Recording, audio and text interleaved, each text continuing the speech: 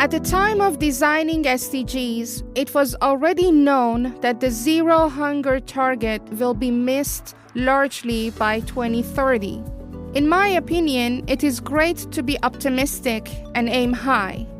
Yet, without a pragmatic approach and taking into account unexpected circumstances, such as pandemic, it is an attempt in vain to set goals that we already know we are going to miss largely.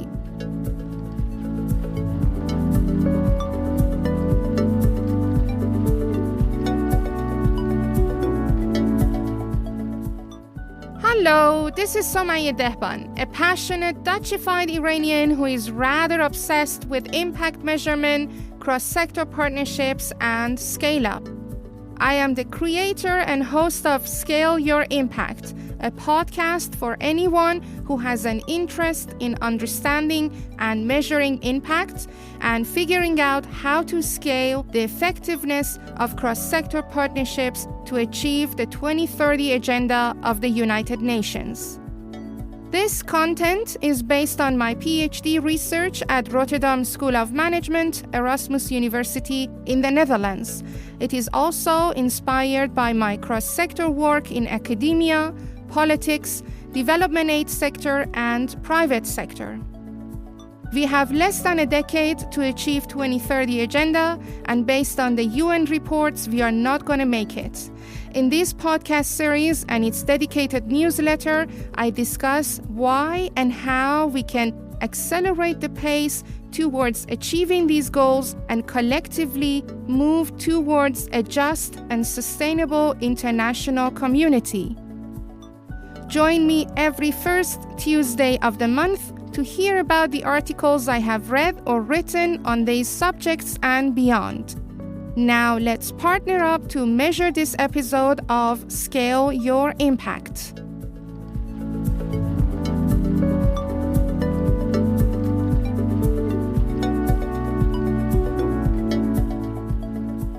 Welcome to the fourth episode of Scale Your Impact. Thank you for showing up and tuning in. This is the first episode of my podcast series in 2022. I'm quite excited to be back in the studio and start recording again. I've changed the format of my podcasts to make the series more coherent with each other.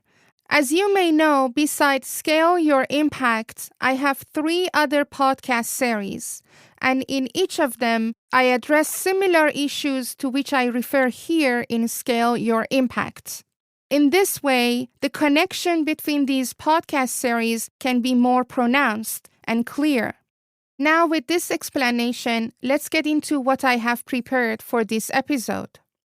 In this episode, I will be talking about understanding. Understanding is the first phase of a model that I have developed over the last couple of years in the domain of personal and organizational transformation, as well as change management, or better to say, change leadership. I presented this model last year on 30th of October, a day before my 40th birthday, at the historic academic building of Utrecht University. On my website, you can read more about this event.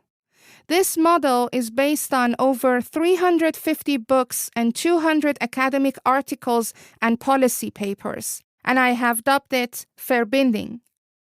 Verbinding is the Dutch term for interconnectedness, but with an emotional hint towards interrelatedness. Verbinding has 3 phases, namely understanding, implementing, and scaling. Throughout 2022, I will present parts of this model to you in every episode. And for today's episode, I will talk about phase 1, understanding. What does it mean to understand? And why is it at the cornerstone of every action that we need and want to take in our lives? I will also talk about SDG number 1, no poverty, and SDG number 2, zero hunger, and the state of the progress in these 2 goals.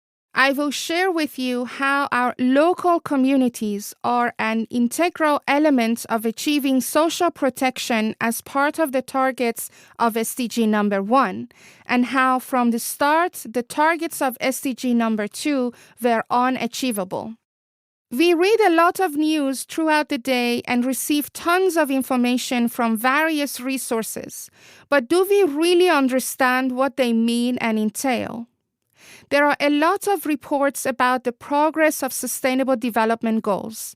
However, if we really do not know what each goal entails and what it is striving to achieve, we won't be able to orient ourselves properly to take the right actions toward them. If we do not know what poverty exactly means or what zero hunger goal is tackling, we won't be able to support our community to make sustainable and durable changes in our behavior and actions.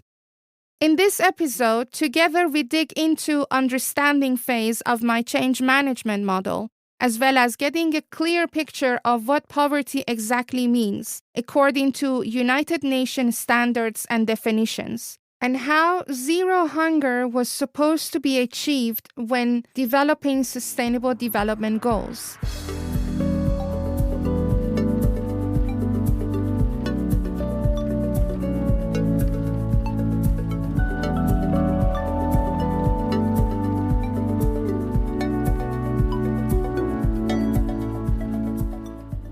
Before we can move forward, we need to know where we are standing. And to know where we are standing, we need to look back and see where we are coming from. To build a roadmap, we need to have an in-depth understanding of the context in which we operate. And then we need to bring seemingly unlikely allies together and translate our collective vision into a step-by-step plan towards measurable impact in the domain we are working. One of the most interesting things that I've learned in my first year of PhD was that there is a simple rule of thumb for research proposal development. It is said that in our first year, we need to read at least 50 academic articles in the domain of our research. Yes, you heard it right, 50, 5-0. And you need to explore the domain based on the read articles for at least 8 to 10 months. Only after this you can write and present your research proposal. That is why for every PhD candidate, there is a milestone to reach in their first year, and that is receiving the approval on their research proposal. Without this approval, the PhD candidate is not allowed to move on to the next phases. This is like the grace or test period of employment to check whether or not you are the right fit for the organization. Now, imagine this in our daily life. If we want to bring about a change because of a challenge that we are facing, we need to first understand the challenge. We need to understand what is the challenge. Are we looking at the symptoms or are we looking at the cause? We need to understand what we have done in the past to deal with the same or similar challenges. How successful were our past efforts? Why do we want to face this challenge in the first place? And what will happen if we do not take action at this moment or later? Answering these questions are like those 50 academic articles that we need to read before coming up with a relevant and sound research question. And then we need to give it some time to settle in and realize what is the urgency in addressing the dilemma we are facing. With this introduction to understanding and why without a deep dive in it, it is impossible to develop a pragmatic solution, now let's look at SDG number 1 and SDG number 2 and understand what they are exactly addressing and what they are trying to achieve.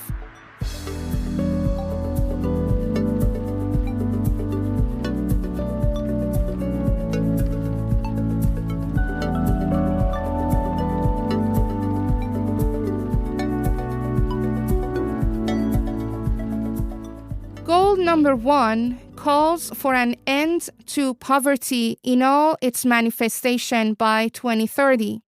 It also aims to ensure social protection for the poor and vulnerable, increase access to basic services, and support people harmed by climate-related extreme events and other economic, social, and environmental shocks and disasters. The international poverty line is defined at or below $1.9, which is equivalent to 1.6 euro per person per day using 2011 United States dollars purchasing power parity. Now, let's get a bit more detailed. In the decade beginning in 2002, the proportion of the world's population living below the poverty line dropped by half, from 26% to 13%. Now, at the time of writing the SDGs in 2015, it was assumed that if growth rates during those 10 years prevail for the next 15 years, that is between 2015 and 2030, the global extreme poverty rate will likely fall to 4% by 2030, assuming that growth benefits all income groups of the population equally. That is a big assumption. However, if the growth rates over the longer period of 20 years prevail, the global poverty rate will likely be around 6%. In other words, eliminating extreme poverty will require a significant change from historical growth rates. The slowdown in progress on poverty reduction since 2015 has been further set back by the COVID-19 pandemic, with the global rate of extreme poverty rising in 2020 for the first time in over 20 years. The triple threats of COVID-19, conflicts, and climate change makes the global goal of ending poverty by 2030 unachievable, unless immediate and substantial policy actions are taken. The COVID-19 crisis has demonstrated the importance of social protection system for protecting health, employment, and income, with many new social protection measures introduced in 2020 as a result. However, 4 billion people worldwide are still without any social protection, most of whom are poor and vulnerable. By 2020, only 47% of the global population was covered effectively by at least one social protection cash benefit, leaving 4 billion people unprotected. However, between 1st February and 31st December 2020, governments of 209 countries and territories announced more than 1,600 mostly short-term social protection measures in response to the COVID-19 crisis. As was predicted in 2015, and given the latest progress reports on this goal, SDG number 1 is not going to be fully achieved by 2030, unless there is immediate and substantial policy actions at the collective level. Doing more of the same thing is basically not the answer, and we need to move towards enhancing the impact of our actions rather than merely increasing the number of our activities. And this is at the core of my PhD research: enhancing the impact of cross-sector partnerships. With this information, let's take a look at the state of progress of SDG number 2, ending hunger.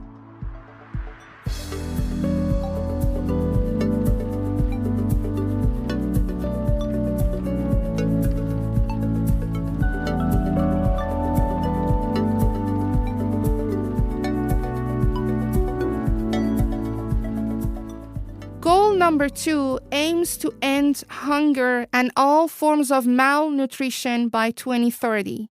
It also commits to universal access to safe, nutritious, and sufficient food at all times of the year. This will require sustainable food production systems and resilient agricultural practices, equal access to land, technology, and markets, and international cooperation on investment in infrastructure and technology to boost agricultural productivity. The fight against hunger progressed between 2000 and 2015 globally. That is during the time of Millennium Development Goals.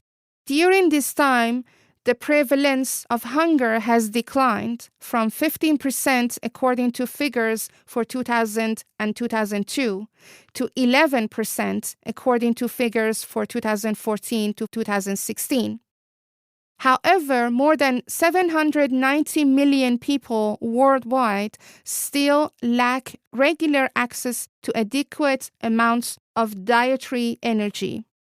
At the time of designing SDGs, based on the trends at the time, it was already known that zero hunger target will be largely missed by 2030.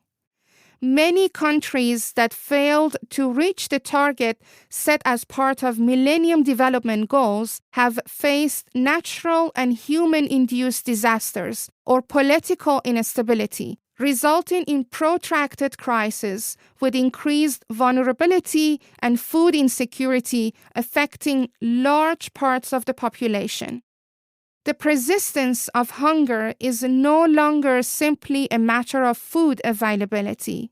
More and better data on access to food can enable the tracking of progress and guide interventions to fight food insecurity and malnutrition. Even before the COVID-19 pandemic, the number of people experiencing hunger globally and suffering from food insecurity had been rising gradually since 2014. The pandemic has increased the vulnerabilities and inadequacies of global food systems, potentially leaving hundreds of millions more people chronically undernutritioned and making the goal of ending hunger more difficult to achieve. Between 83 and 132 million more people may already have been pushed into chronic hunger in 2020. In addition, countries and territories around the world continue to struggle with multiple forms of malnutrition. It is estimated that almost 690 million people around the world experienced hunger in 2019, equivalent to 8.9% of the world population, an increase of nearly 60 million in 5 years. With this overview and understanding of the progress related to SDG number 2, we can move to the final segment of this episode.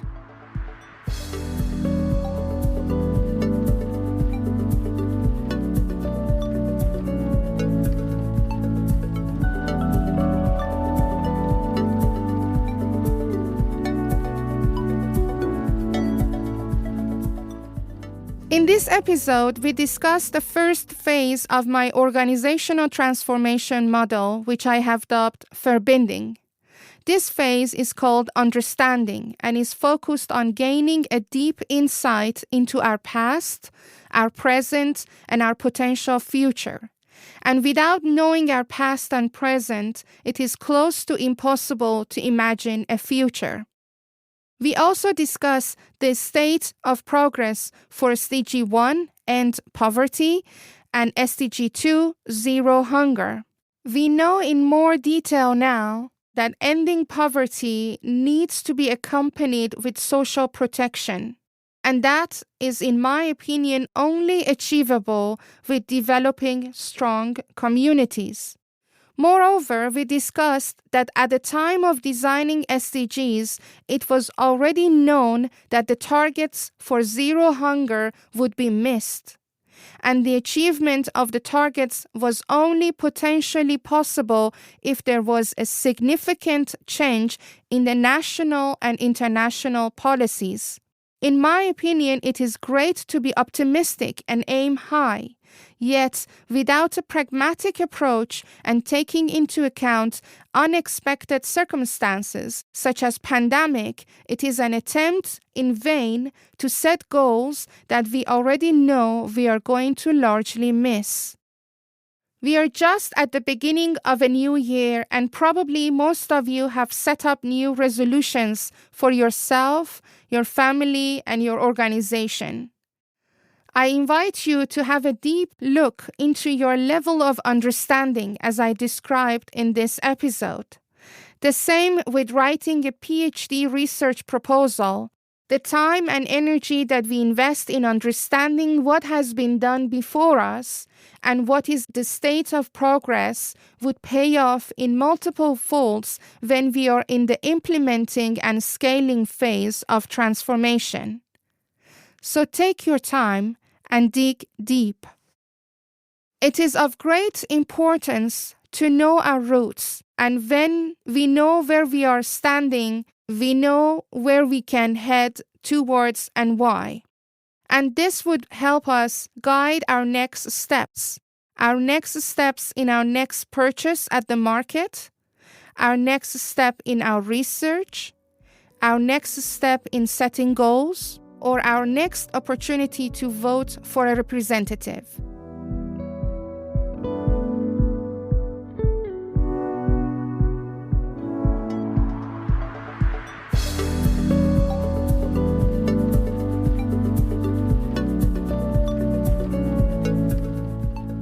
What was the scaling moment of this episode for you? Did you hear about something that impacted your understanding of what impact really means? I hope you gained a deeper insight into the complexity of impact measurement and impact scale-up. Also learned something about the importance of cross-sector partnerships to accelerate the progress towards achieving sustainable development goals. Want to hear more? Sign up for my thematic newsletters to get notified about each episode and more. You can do this by going to my website, somayedehban.com/newsletters. Until the next partnering, Bedrood.